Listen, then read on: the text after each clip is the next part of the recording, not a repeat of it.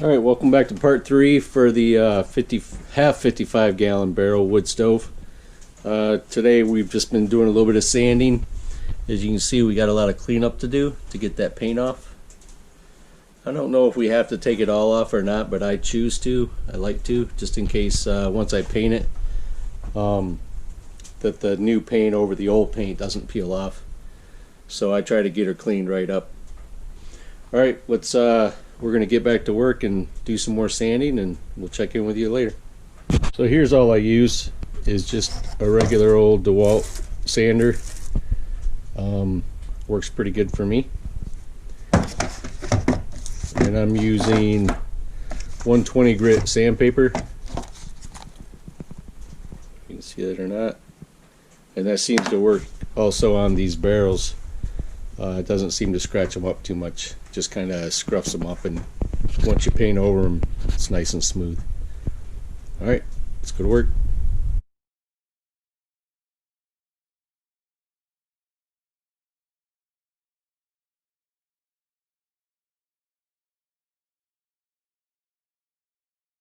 Alright, we're getting her there. We'll keep on working and keep on going. But gotta go start the generator, I guess. Light keeps flickering.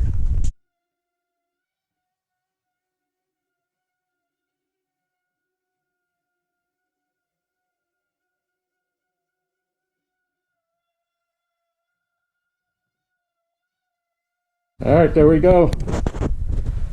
We got the bottom.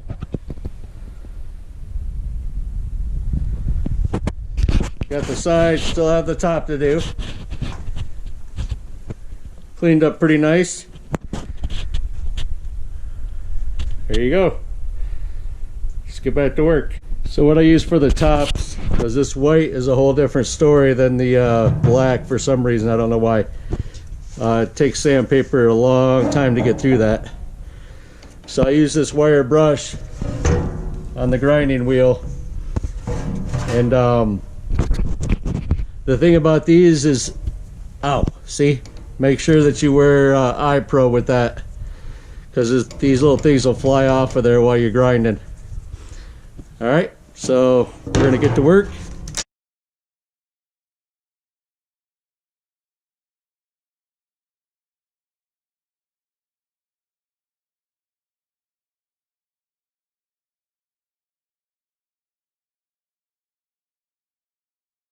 There you go. It's a good start. Got her on our hole. Cleans it up pretty nice. Once I'm done with the wire brush, I'll go over with a sander so that it has the same texture as the rest of the barrel for painting. Alright, back to work. Alright, we're getting there. So there's no real need to do this area in here, so I just leave the sticker on because that'll cut out once we put the kit on. So no sense in using the time and resources just to sand this off and clean it up.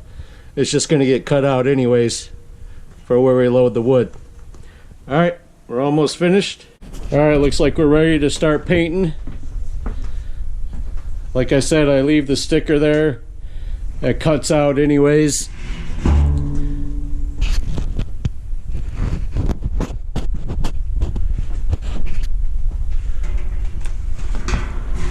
We got our nice weld. That'll look real nice once it's all painted up. Get the bottom painted up, sides.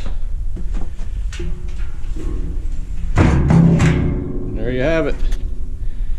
And then she'll look like that. Right there.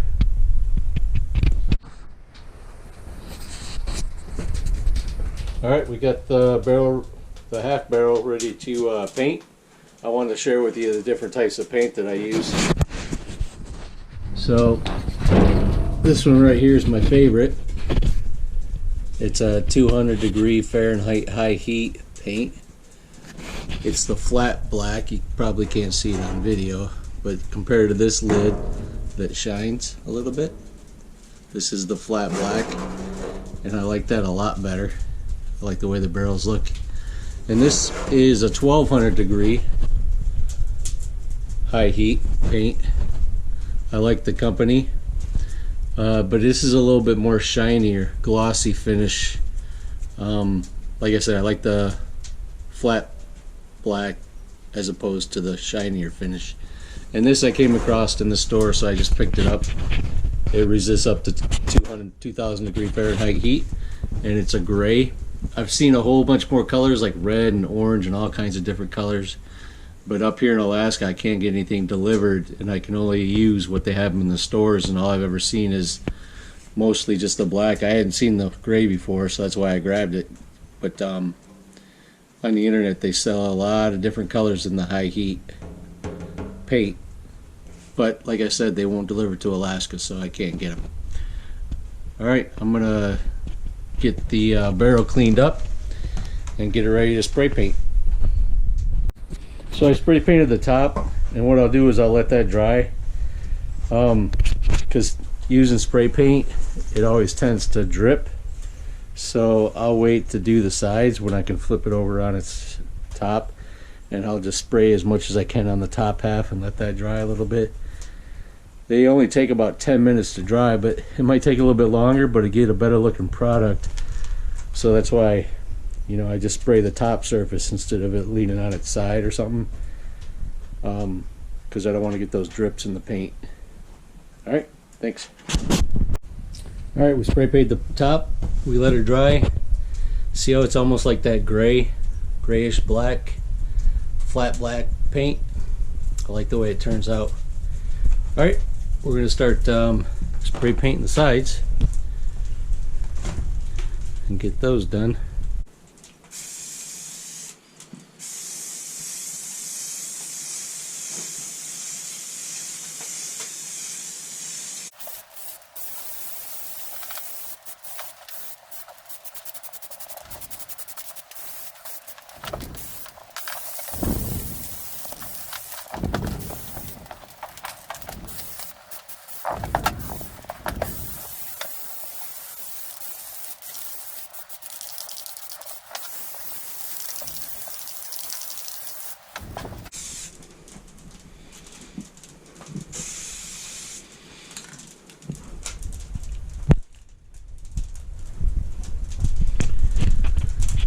Kind of looks shiny once you put it on, but I'll take another shot from after it dries so you can check it out.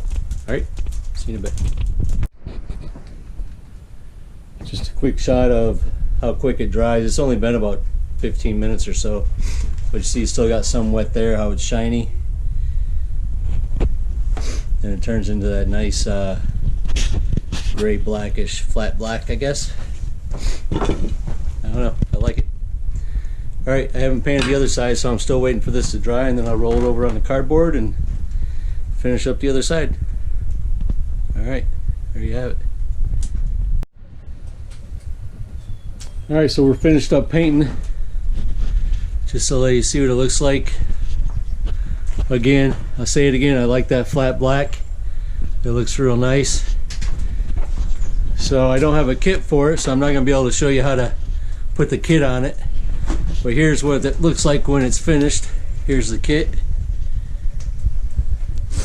The door, the vent, the flue is up here, the damper. Comes with a 6-inch flue. And the legs. But that right there, we'll turn it into that right there. I got an order for this one, so this one's going to go out in a couple of days in the Fairbanks. But to see what it looks like to put a kit on, I'm going to put a link down below this part 3 video, and you can click on that and you can see what it looks like to put a kit on. I made a 55-gallon barrel, so it's pretty much the same weight, obviously, but flue goes towards the back. Pretty simple. Alright, there you have it. The half of a 55-gallon barrel wood stove. Alright, thanks for watching. Out here. Alright, here's what the flat metal top looks like. I round the corners all off real nice. But I'm gonna make a video this week of how I make these guys, cut them out of 10 gauge metal and then put them together, welding underneath. I make these little notches so that they'll go around the barrels. So they'll go around these notches right there. So I make them a little wide because all barrel stoves are not created equal, in case somebody made some and they just want the metal top and they haven't bought a stove from me. So yeah, I'll be making a video on how to make those in a week or so. I guess gotta get some more metal. Alright, thanks.